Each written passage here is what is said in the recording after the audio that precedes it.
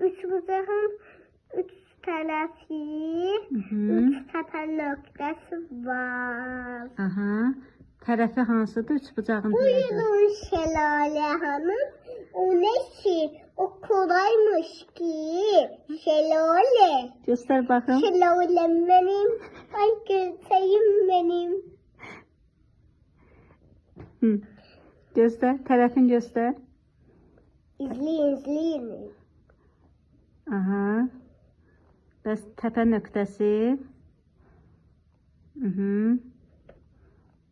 İzah elə də. İzah ediyorum. Şimdi izliyorum. Şimdi güzel bak. Bir tane demeyeceksin. Tamam mı?